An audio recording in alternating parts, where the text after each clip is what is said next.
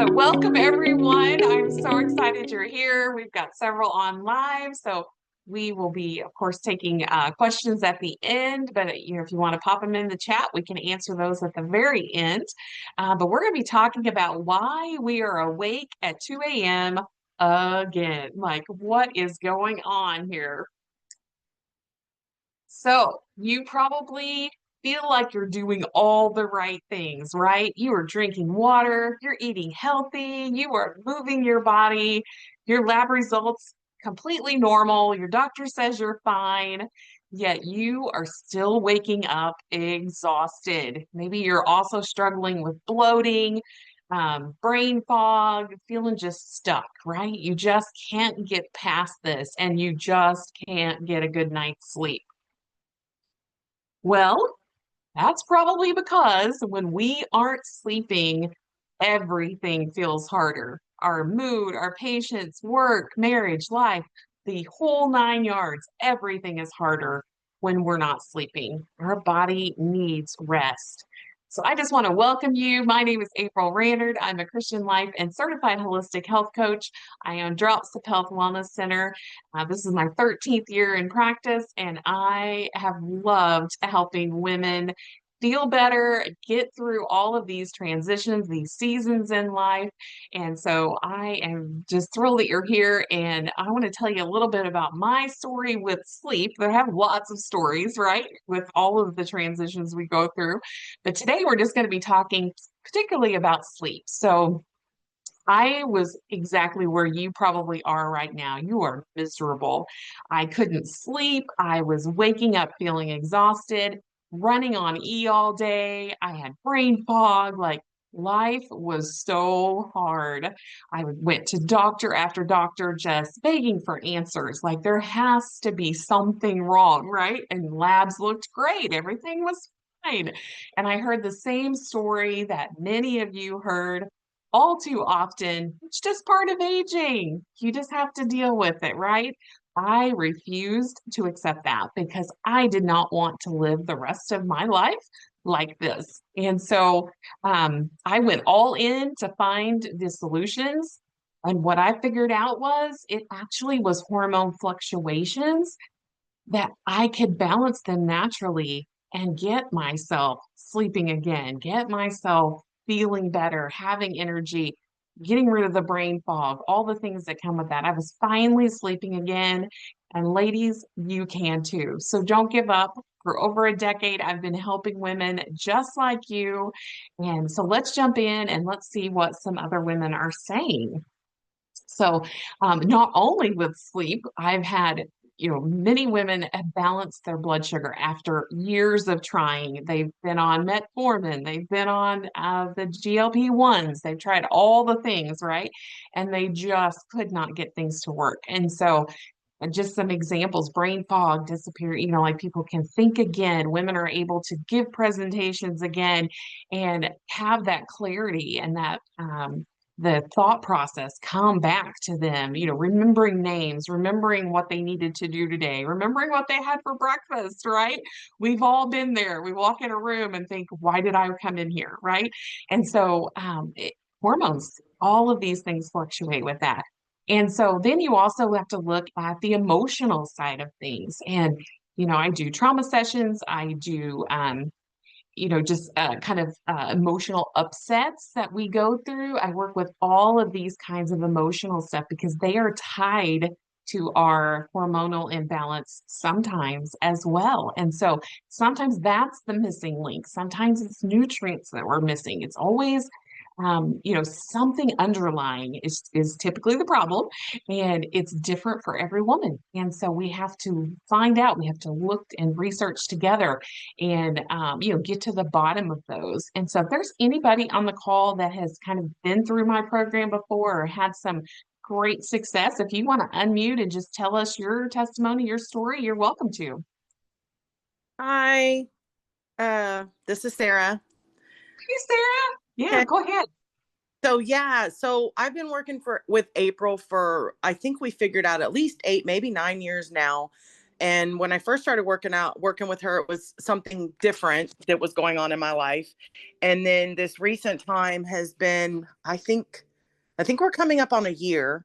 And what I like about April is she starts with the least expensive things and she works like a mechanic on your car. She starts with the one thing, and if that doesn't work, like, it's a troubleshooting, and that's why everybody is different, and you have to kind of work with her individually to figure out what it is with you, because what's going on with me may or may not be the same as someone else. And so little by little she has changed things in my life and in my diet and in supplements and things of that nature. And recently we just discovered, after doing some trauma sessions which were helpful, we realized that there was some emotional things that my body was still holding on to. And so I did participate in an EVOC session the other day with her. And I also went from having a really routine uh, night regimen that I did, and I was sleeping well for the first time in a long time. And then that was disrupted, and we weren't sure why until we did this EVOC session. And literally the next night after that session, I slept through the night for 8 hours and didn't wake up. Now we've worked on, I do have cortisol imbalances. I am working on hormone balances, but this emotional thing was a key piece for me, and it may or may not be for another woman, but you won't know until you work through all the steps in the process of elimination with April, so that she can figure out for your specific body and then also what's going on in your life. So I've had chronic stress and very traumatic things happen over the last 11 years.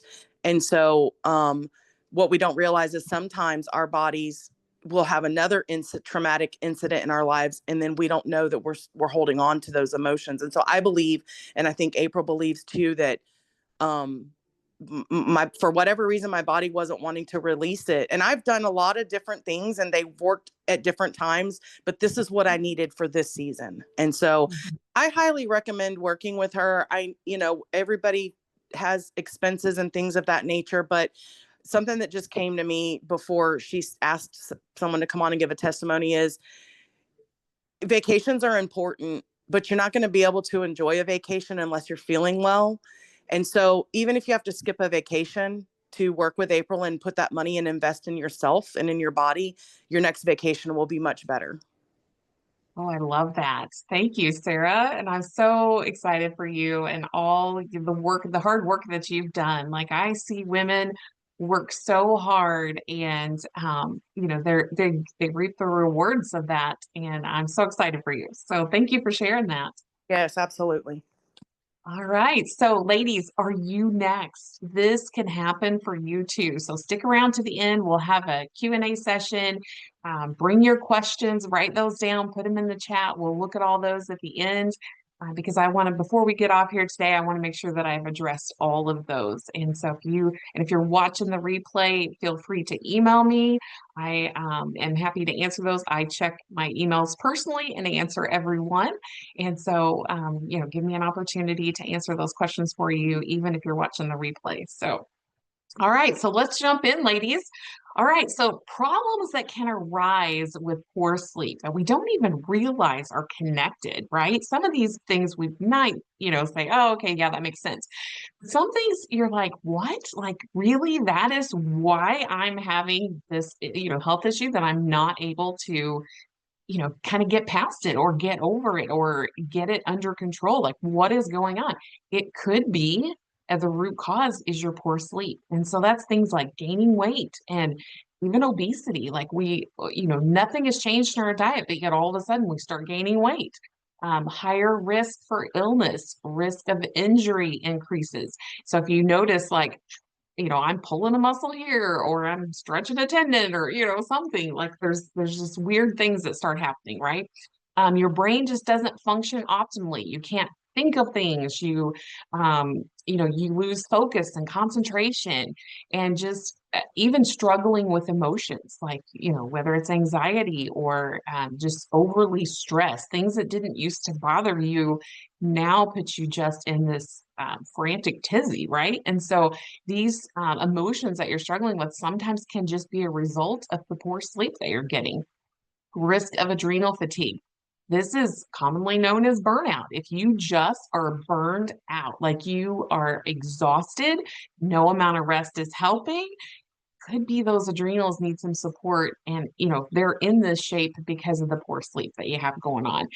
It can have trigger some onset of psychological conditions as well, things that you've never experienced before. All of a sudden, early onset of aging, maybe you start wrinkling, your skin start you start noticing more wrinkles. um, Lots of aging issues. You're feeling more of the joint pain. You just feel achy, kind of that deep bone pain that you're just not, you just can't explain it. Like nothing is helping with that, right? Upper and lower GI symptoms. All of a sudden, you start having digestive issues. You're like, where did this come from, right?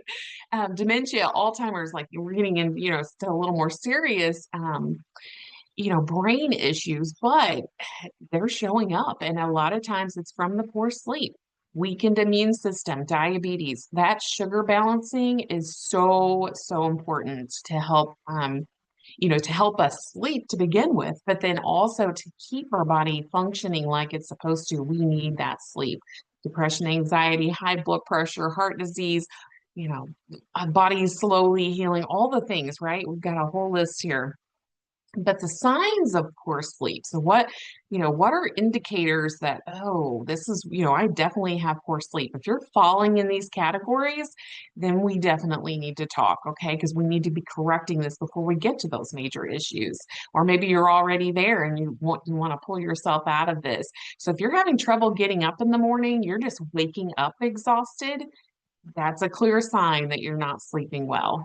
Irritability, depression, anxiety. So if you're having these emotions that you've never experienced before or have never been a problem, and all of a sudden you're losing your cool, you're getting into these rages for no reason, or you just can't get yourself out of bed. You just feel like you just want to stay in bed all day, and things bothering you that didn't bother you before. Feeling sleepy during the day. If you feel like you need a nap, sometimes that's, excuse me, needing a refresher, right? And so there's a difference between catching a small power nap, right, to get us perked back up and ready to go for the rest of the day. Sometimes we need that in the season of life, this transition. But if you are just sleepy all day long, no amount of nap helps, like you could sleep 2 hours and get up and still feel like you're exhausted, then that's another sign, right? Struggling to focus. If you are a highly professional executive and you have handled and juggled, different scenarios at work and presentations and all this stuff, and all of a sudden you just can't even focus, that's a good indicator that sleep is probably a problem for you. Sleeping much longer or even later on unstructured days. So maybe on the weekends, you're like, you could sleep 10 or 12 hours and wake up and still feel like you're exhausted. Okay. These are all signs to be looking for. So once we correct those, these are some great, amazing results that come from great sleep, okay? And that is your body repairing, like, the tissues, the muscles, all of those things that our body is healing from, especially overnight. There's just no comparison to getting really good sleep, okay? The increase in energy that you get, amazing. You're getting those hormones balanced, you're strengthening your immune system, your alertness, your focus, all the things, right? So that's a big list for you there that you're welcome to look through and see all the great things that are coming. Okay. So signs of good sleep. So if you fall into these categories, you're like, hey, my sleep is improving, or I have really good sleep and didn't know it, right? But if you're waking up feeling rested in the morning, like the alarm goes off, or you just wake up naturally on your own and you feel amazing, you feel refreshed, then that's a good indicator that you probably had some great sleep. Okay. High energy during the day. You're not reaching maybe for caffeine, or you're not needing that nap, or those kinds of things. That's a good sign that you're definitely getting some good sleep there, and a good mood. If you can be in a good mood most of the time, then you're probably getting good sleep, because we are repairing all of those um, stressors in the body that keep us feeling low and feeling grumpy, right? And then feeling clear-headed, like you will think so much clearer and have a good outlook and a good positive feeling. And that's what you're looking for with some good sleep. Okay. All right. So we want to set ourselves up for success. And so a lot of people skip this part. They're looking at all of the other things that they can do and take and all that. But we need to take a step back and actually look at our physical bedroom, which is kind of crazy, but we can actually set ourselves up for better success. And I've had people who say, I'm sleeping okay, but not really great. They will take this list and follow it, or at least grab some of the key points off of here and make some changes. And they will tell me day and night difference. Like they were, they slept so much deeper, so much calmer. And so these are just some tips for you, okay? So bright lights in the bedroom at night need to go. Like we want dim lights. We want actually the whole house. If you're out and about, in the house, maybe finishing up, prep work for breakfast or lunches or whatever. And, so start dimming those lights and kind of, but definitely in the bedroom, make sure that we're dimming those lights.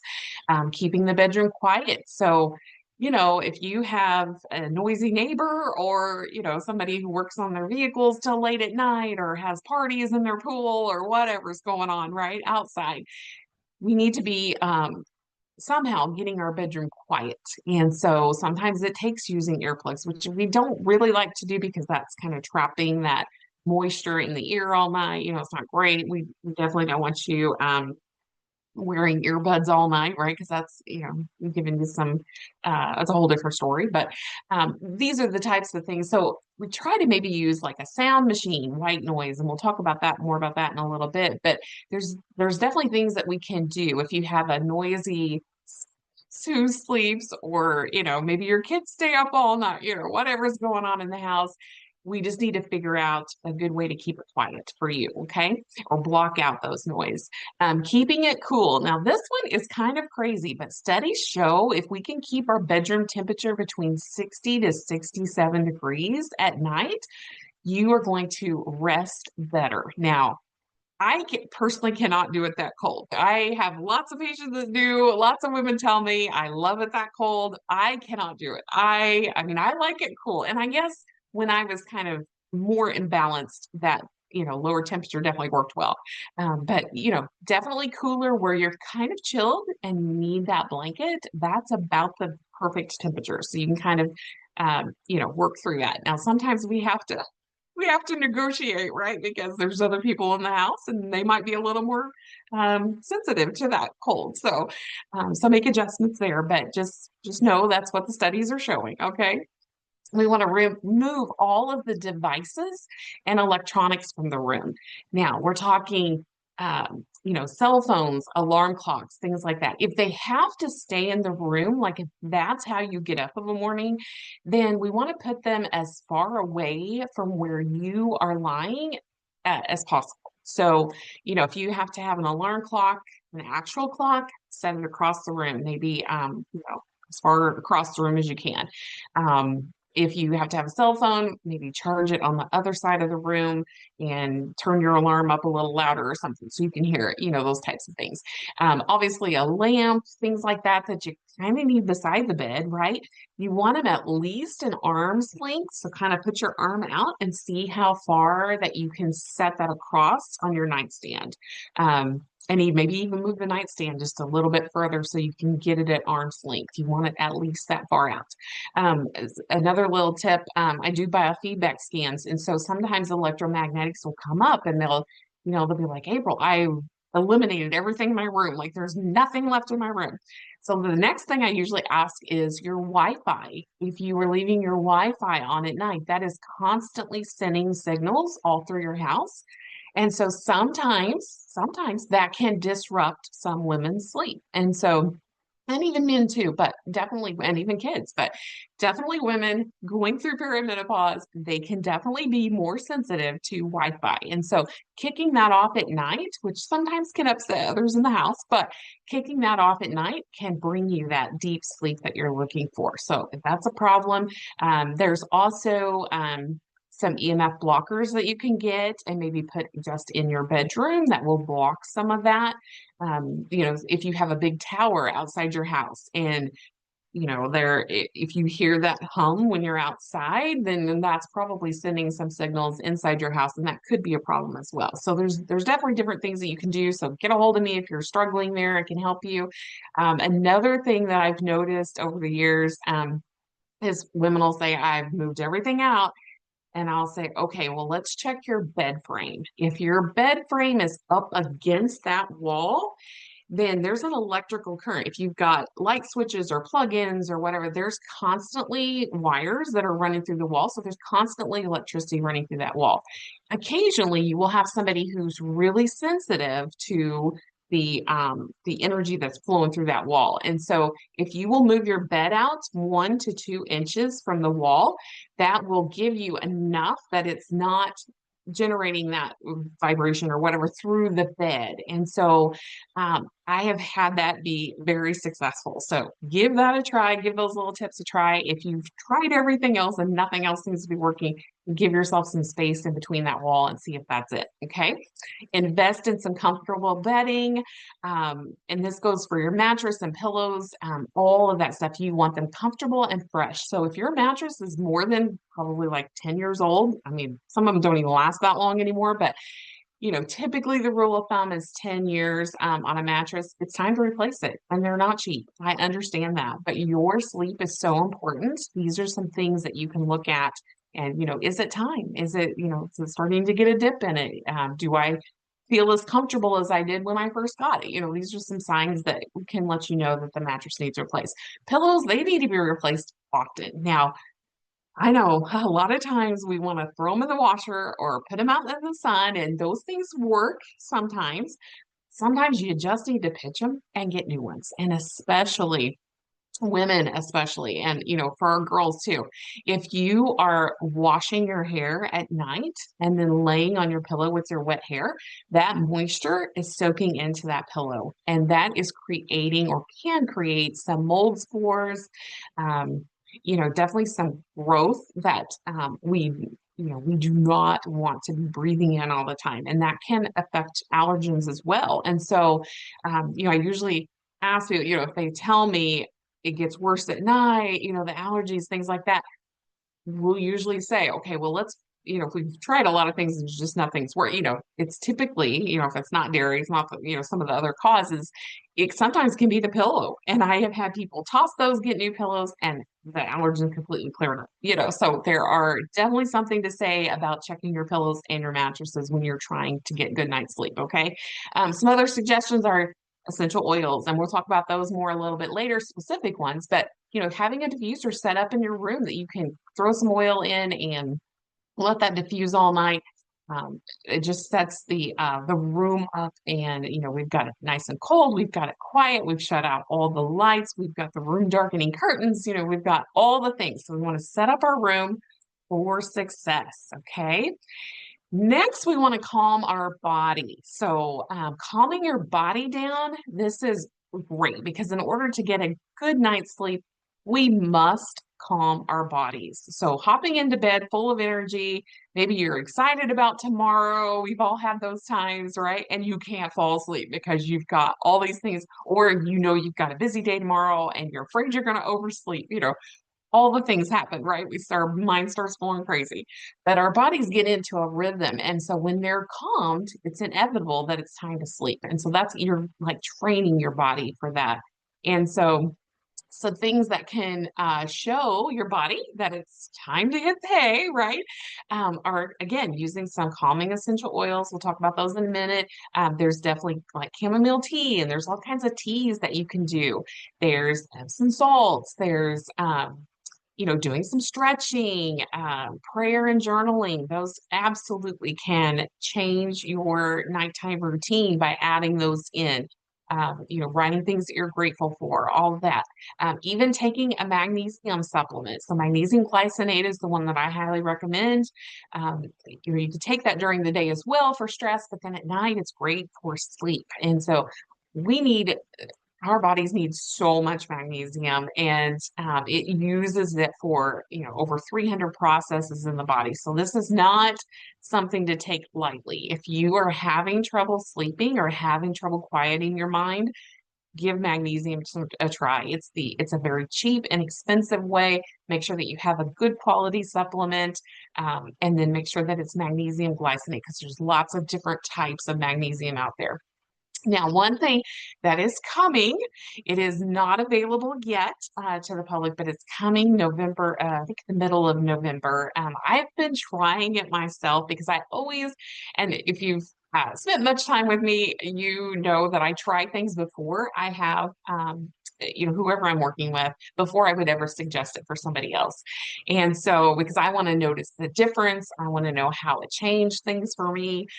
So there is a particular peptide. Now, peptides are all the rage right now, right? And so they've been around for years, actually, but we've only had up until like the last year or so, more of a synthetic version, and had to be injected, and there's lots of other ones, but they're not very effective. But so it's not, they're kind of expensive, right? And so we haven't really had a lot of peptide availability that's available to most of us. I just didn't feel like it was a good when we've got other solutions, right?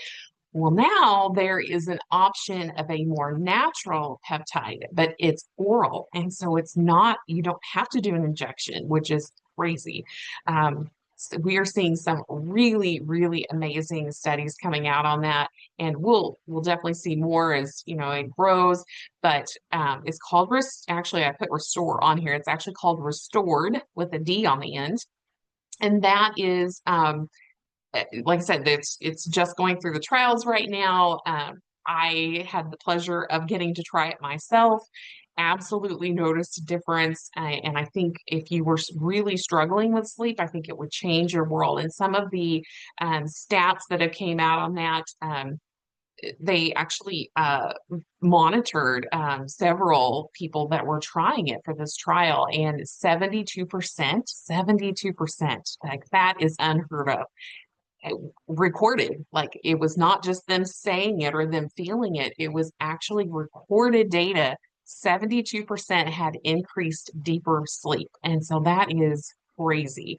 66% saw an increase in the REM sleep, which is that, really restorative sleep that we need, right? So basically what it's for is it helps you fall asleep faster, stay asleep longer, better quality of sleep, and you wake up feeling energized. So this is a whole new world that is coming. So get excited about that. If you are struggling with sleep, get a hold of me. I will let you know how to get your hands on that for coming up next month. But like I said, I've been trying it. It's amazing. All right, so some suggested essential oils. Now, some of these can be applied to like the bottom of the feet. The bottom of the big toe is a reflex point for the brain. And so these work great on the bottom of the big toe or the pads of your thumb. Putting them behind your ear, but diffusing them is probably the best way, because you're going to get the biggest bang for your buck, especially if you are kind of diffusing it over your whole house. Everyone is going to reap the rewards of this, okay? And so if you need to calm the entire house and you want to put us all in a better place of restful sleep, these would be some great choices to put in your diffuser in your home, but definitely in your bedroom. Serenity at the very bottom there, that is probably my favorite one, but a lot of these are excellent, very good.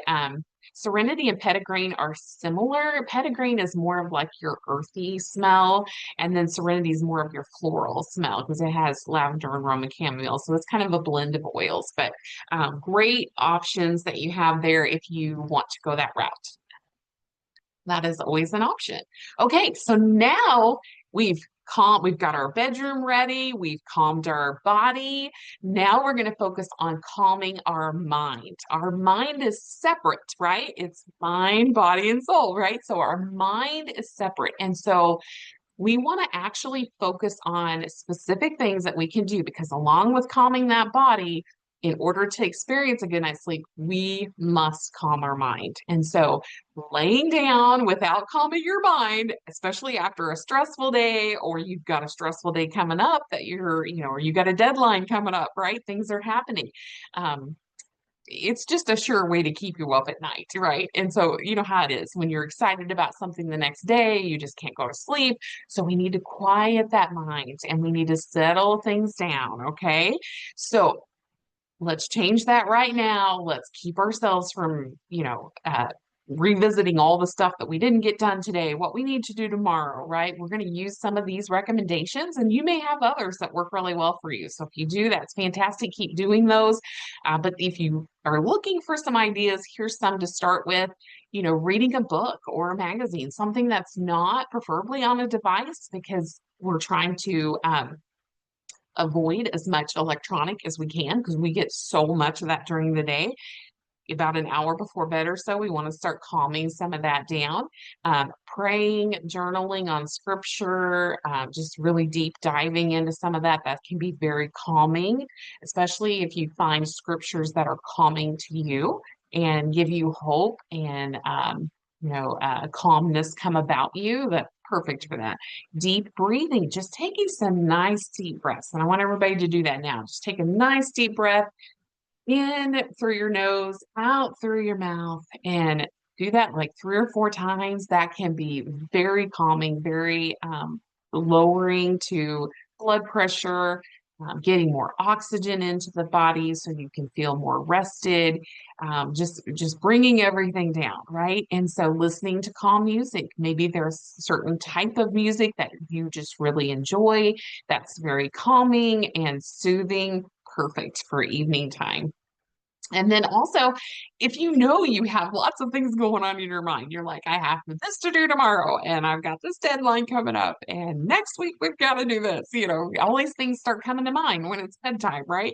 I want you to do what's called a brain dump. I want you to grab a notebook, grab a journal, scratch sheet of paper, whatever you have handy, and I want you just to write and write and write and get all of that stuff out of your brain. Make a list for tomorrow, and we can get back to that whenever we wake up in the morning. But until then, we're going to put it on this paper. We're going to write it out. We're going to get it out of our brain, put it onto paper, and we'll pick it back up tomorrow. Okay. Journal about your emotions. Now, remember we talked about at the beginning, right? We're talking about emotions, how it plays a role in especially this season in life, but pretty much all of our life, emotions are playing a role in our health. And so if we can journal about those and, you know, really think about, what it is that's keeping me upset or what it is that's keeping me nervous or anxious, those types of things. If we start journaling about that stuff, a lot of times things will be revealed. I mean, obviously praying about it and, focusing on, asking God to reveal it to you, that absolutely will, and especially if you're journaling at the same time, and he'll just bring these thoughts to you that, oh, that's why I'm feeling this way or that way. And then get a hold of me and we can work through those emotions. And if there's something challenging you or just keeps showing up that's really causing some issues, or keeping you upset or keeping you more anxious than you should be, those types of things. And then recording your gratitude every day. We should always start our morning and end our day with things that we are grateful for. And sometimes this is hard to get started with. So I usually say start with 1 or 2, try to do 3 if you can, and then add to that. Get up to maybe 5 or so a couple of times a day. Just write down things that you're grateful for. It just puts our mind in a more positive state, and it can help relax us because we are so grateful for the things that we take for granted, like we don't even think about, right? All right. So what exactly is going on with all this hormonal stuff, right? We've got fluctuations in hormones. We know what's happening, but it's not showing up on our labs. Our labs say that they're fine. Our doctor says we're fine, but what is really going on here, right? Okay, so as estrogen is changing, it is affecting temperature regulation. So hello, night sweats, hello, hot flashes, right? And so if we are aware of this and we know, Oh, my estrogen is fluctuating. That's why I'm having this hot flash. Then we can start working backwards and figuring out what the underlying problem is, where this is starting from. Okay. And because estrogen influences that sleep, it absolutely impacts melatonin production and it affects our neurotransmitter balance. And so it makes such an impact on how we function. And so naturally, as we hit this age in perimenopause, so anytime after 35, sometimes before even, but definitely after 35 on into our 40s, you're going to begin to see these estrogen changes and you're going to start noticing these things that are happening. Also, you're going to start noticing some progesterone changes. It's going to start declining. And that's when we really start feeling more of the anxiety showing up, um, the insomnia happening, we just can't sleep. We start having reduced outcomes of our sleep, like we're just not getting that rest that we need and having the patience that we had before. And maybe your timer is just, your triggers are there. You are just a ticking time bomb, it almost feels like. And that a lot of times is that progesterone declining. And so we can do things to raise that, we can do things to balance that, but it definitely impacts our GABA production. And again, that's like those whole the brain and the neurotransmitters, and it just affects a lot of things. Okay. And then we get to the lovely cortisol pattern. So cortisol it's our stress hormone. We love it, need it, but it can also be a love-hate relationship too, because it can really make you miserable when it gets out of balance. Your sleep becomes irregular because it's affecting that sleep maintenance, like what you normally would do, you sleep and then you wake up in the morning and feel great, right? Because it's related to those stress responses, it can get imbalanced and get confused because it starts hitting at 2 or 3 or 4 in the morning. And you're like, why am I waking up now? But yet at 8 or 9 o'clock, whenever I need to be up moving and going, I'm exhausted, right? And it's because your cortisol is hitting too early in the morning. And so if we can get that pushed back where it should be, which was, kind of your 7, 8 o'clock hours where it should begin to have the fluctuation, then we can keep ourselves from waking up so much. And so it's a balance, right? And so it also influences our recovery too. So we need to really be paying attention to these hormones that are happening.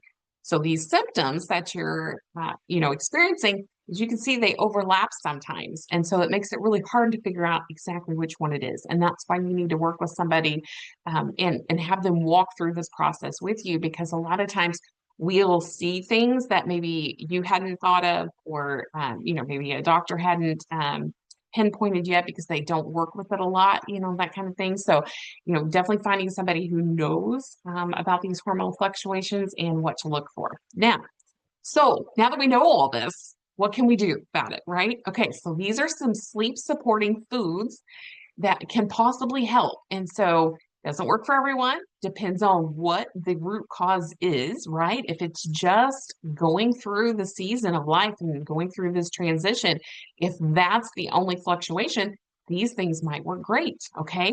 So think about some tart cherries, because it is natural melatonin. And so if you know your estrogen is beginning to drop, you're having trouble falling asleep, some tart cherries, tart cherry juice, as long as it doesn't have the extra sugar in it, which is going to be very bitter, but it's very good for you, can really help get you ready for some rest. Okay. Those evening choices. Okay. Turkey is another one. Pumpkin seeds are very high in magnesium. And again, we talked about magnesium, and we need a lot of magnesium naturally through our foods, and then also supplementing, especially if you were a person who's dealing with a lot of stress. When we are stressed, we dump magnesium. We are using it up. It's going out as fast as we're bringing it in. So we need some extra magnesium. Pumpkin seeds are a great way to do that. And also, side note, pumpkin seeds will help with parasites. So if you've been told that you have parasites or you suspect you do, pumpkin seeds are a great addition to, your regimen during the day. Okay. Chamomile tea, and then the restore, again, I missed the D on there. It should be restored with the D on the end, peptide. Um, Excellent. And like I said, it's not here yet, but it is coming. So I wanted to put that in there to give you just a preview of what's coming. And I'm telling you, it's amazing. If you are struggling with sleep, like I pretty much had corrected my sleep problem probably for the last, I don't know, year or so. Still occasionally will have, and usually it's self-induced. I have too caffeine too late or something, I cause it myself. Or I have a deadline that I'm trying to meet and I'll stay up late to work on that. Well, that kind of throws it off for a couple nights, right? And so there's definitely reasons why we can get out of balance as well. But for the most part, I had pretty much corrected that. But adding that in, it was incredible. Like, I can't wait for you guys to try that. So, all right. So some other things that we can do, timing considerations. So having that last meal of the day 2 to 3 hours before bed, earlier if you can. And here's why, because if you want to do intermittent fasting, which is great for, improving our overall health sometimes. For some women, that works really well. Other women, it does not work well for, but some women it does.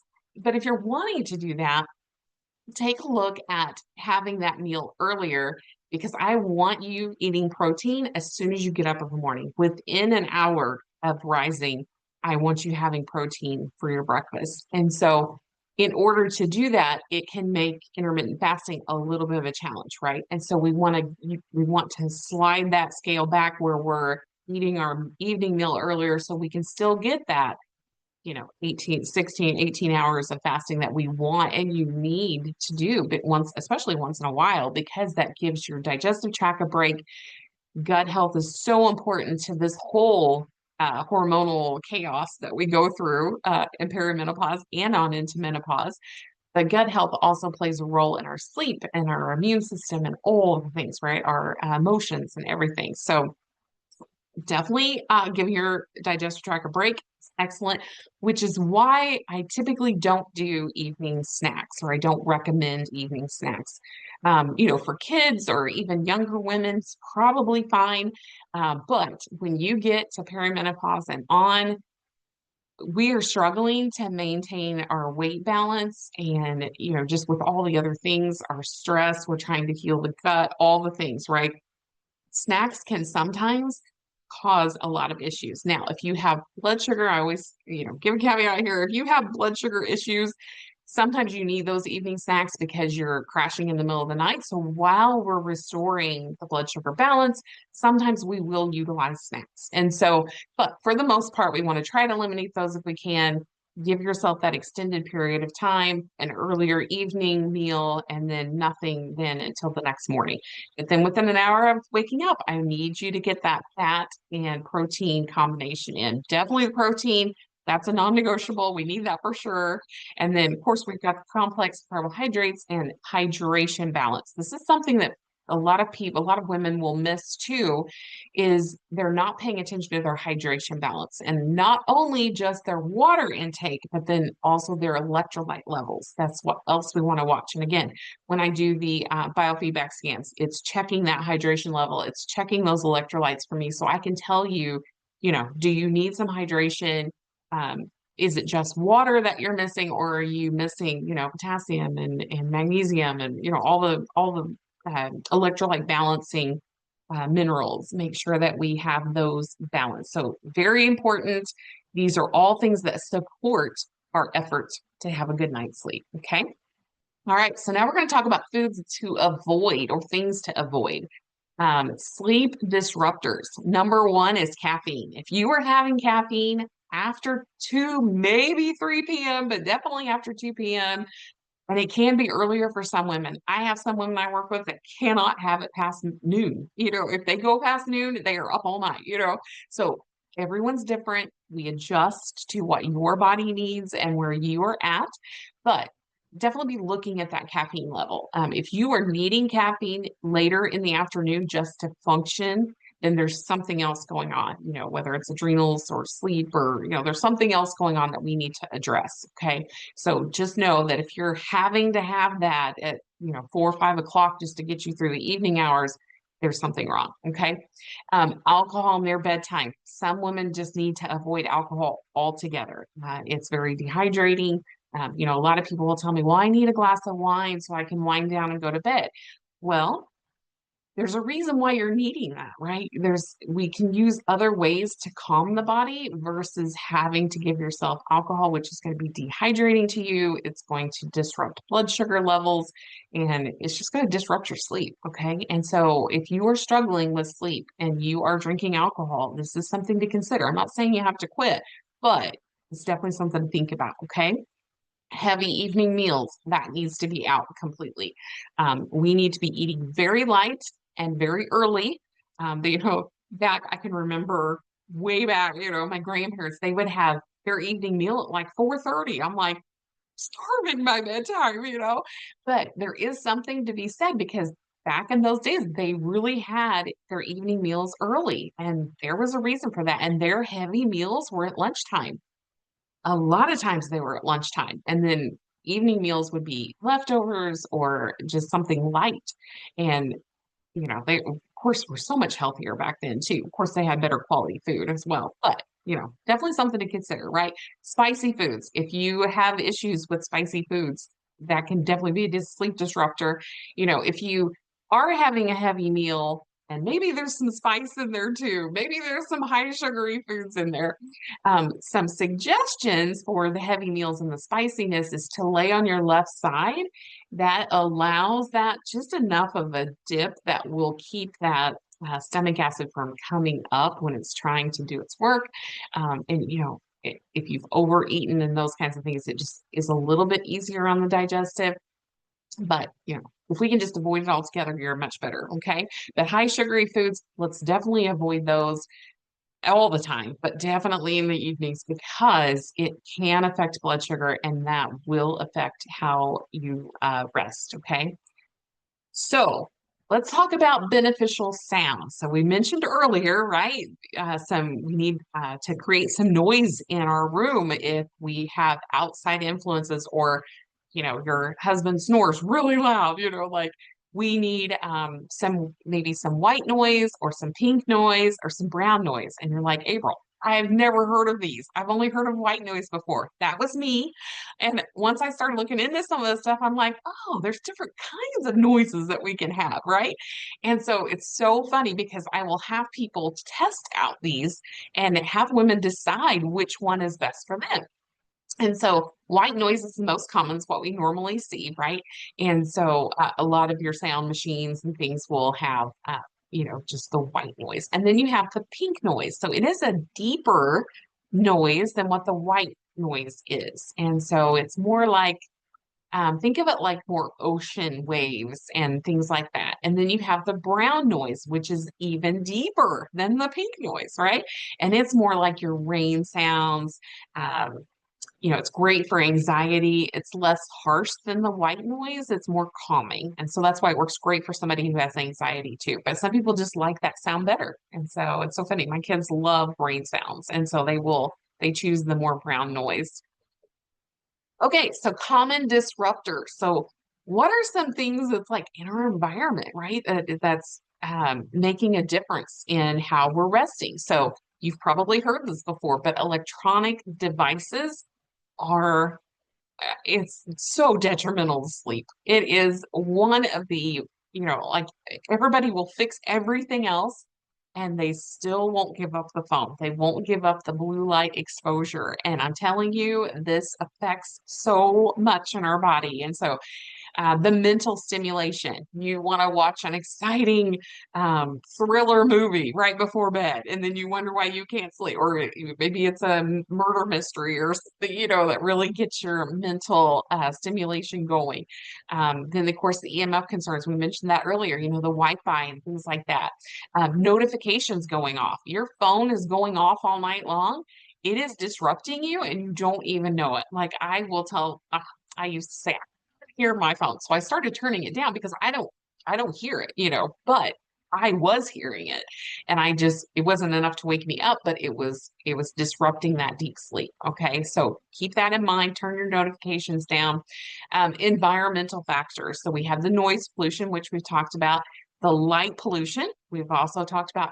Just put some room darkening curtains up or room darkening blinds or something.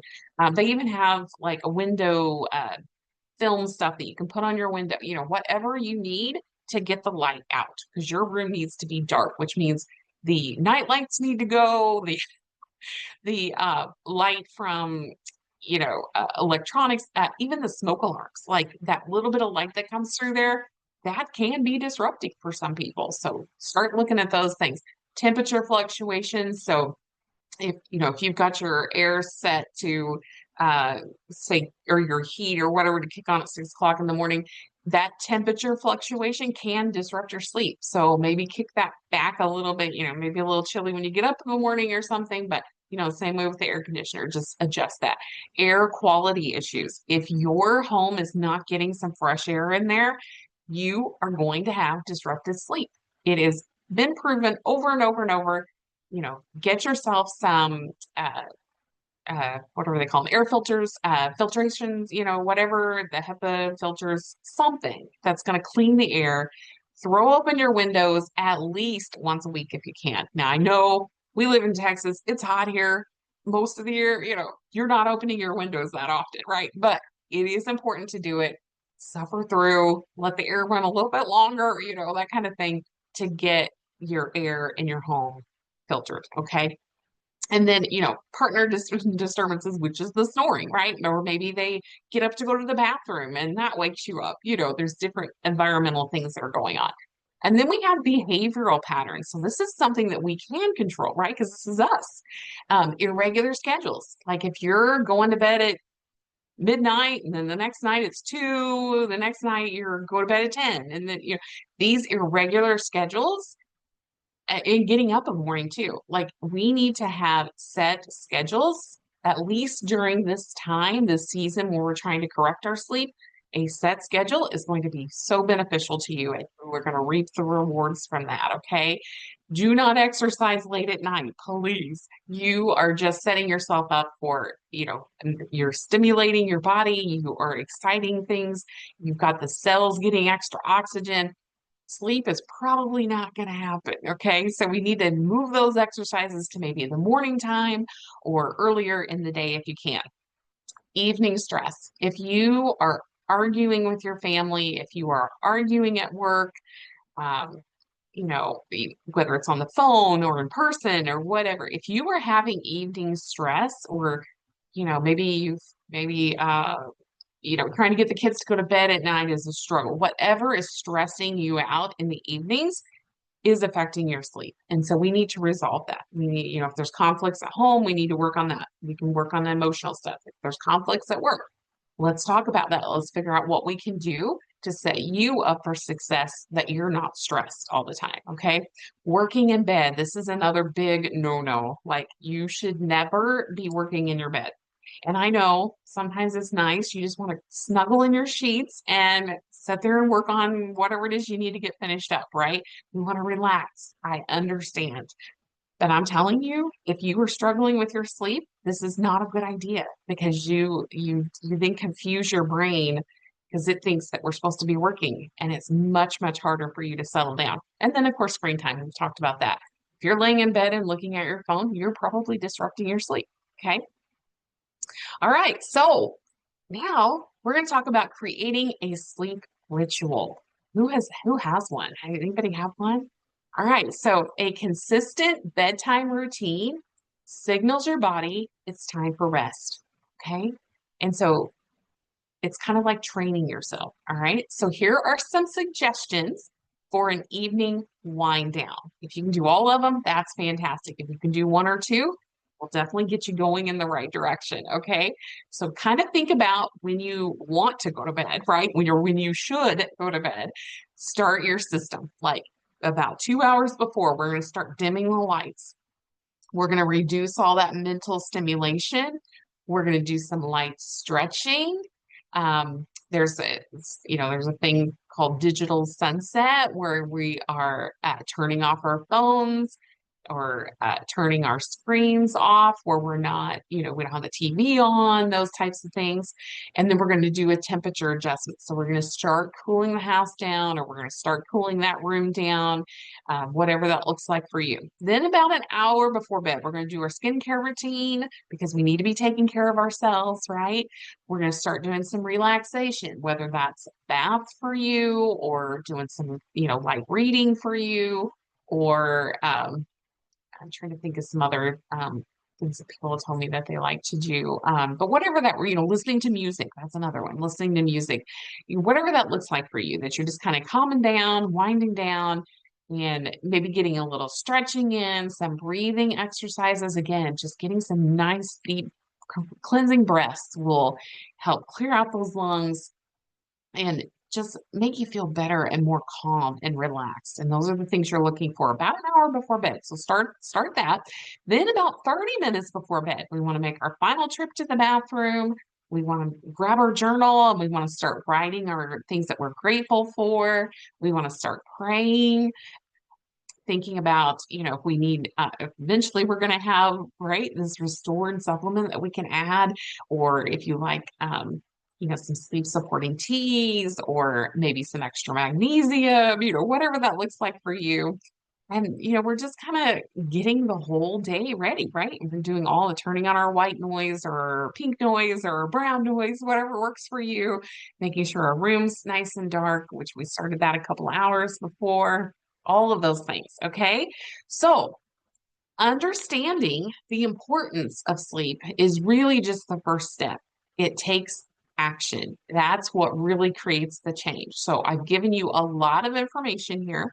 And so you can start implementing this tonight. You can start doing it today, right? And so that's exciting. But if you feel like I've tried all these things, I've tried some of this, it's just not working, then consider getting some support. And so, whether it's for me or someone else, I would love to help you.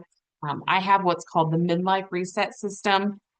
It is a place where we come together and we can create a personalized plan that takes into account your individual needs and your preferences and your lifestyles. And usually after the first couple of weeks, you will definitely begin to notice those positive changes because we're going to go over a lot of these things. There's lots of things that balance sleep. And so I have within the program, there's lots of information for you that's going to tell you, oh, if you are struggling with this, if you're struggling with this, you can actually just go to those tabs and there's lots of information for you. And then we have once a month calls, which we might even be increasing that soon. So, but definitely the one-to-one, we can get a hold of each other and ask questions. I have a private chat for you. But during our 12 weeks together inside there, we're going to be assessing your current situations and your symptoms and identifying those potential gaps. And so, is it nutritional? Is it supplemental? Is it vitamins and minerals, those types of things? Like, what exactly is it that's keeping you imbalanced? Is it emotional? A lot of times it is. There's, and sometimes it's a combination of all these things. Sometimes it's gut health, it's adrenals that are stressed, those types of things. And we're going to create practical strategies for relief of those symptoms. And then we're going to address concerns and challenges. But overall, we're just developing a plan for your success because we are going to talk about all the options that are available to you to get you feeling better quickly. And we're going to find out what the root causes are for you and get those corrected. Okay. So, but you're probably wondering, what will my investment be on this? Well, I feel like this needs to be available for every woman, regardless what season of life you're in. Whether you are just walking into perimenopause or you are headed into menopause already, this should be available to you because feeling like yourself again is the most priceless thing. And you have the rest of your life. This is the second half of our life. A lot of us have raised kids. They're off to college. They're off on their own, life. And really, this is our time to enjoy, right? And so we want to feel our best. So I want to let you guys use the code 200 off, and you will receive 200 off of the price of the program, which is crazy. Okay. And so take a look at that. I'm going to put the link in the comments for you and or in the description, and you'll have that. If you don't see that, send me a message and I will get that sent to you. Okay. So if you're ready to finally feel better and get back to enjoying your life again, this is how you do it. I'll put the link in there for you, but it's time for you to take control of your health because you are worth it. And I am here to walk alongside you every step of the way. All right. So are you in? Or is this you? Is this your time? Right now is the time for you. So let's go. Let's get you feeling better. You can enjoy your years, enjoy your grandkids, and enjoy the time that you have together with your family. So let's take some time for some Q&A. Now, if you're watching the recording, you're welcome to email me any questions, or you can go to my website and schedule a midlife strategy call. It's free. We will talk through, your specific issues, or you can email me. Like I said, I check those, or we can, if you're on the call right now, we can do a Q&A session. So I appreciate you being here. I'm going to stop the recording now. We'll do our Q&A time. But again, if you're watching this, feel free to reach out. I'm here to help you. And I am looking forward to hearing your success stories of sleeping well and feeling your best. So all very soon. Bye.